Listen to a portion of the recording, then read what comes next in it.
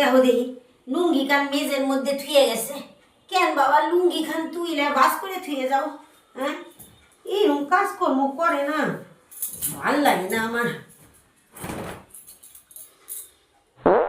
আমার এখান ধুলা পড়ে গেছে, মুস পকে দেয়, কেউ তো সহে দেয় না। আমি দেখি আর কি করবো, মুসন তো আমারই লাগবো। মা আপনার জল গ্লাসটা টেবিলের উপর রাখো। কইতেছি কি বৌমা, আজকে মূলা ঘরটা আমার বাবা ভালো গিয়েছিল, খালি একটু গরম মশলার গন্ধটা কম হয়েছে। আর একটু যদি বাইটে দিতে তাহলে স্বাদটা হইতো, গন্ধটা হইতো।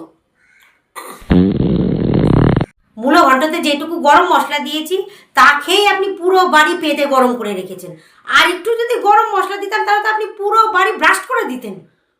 কি যা করো না তুমি, তুমি মনে হয় শোনো নাই।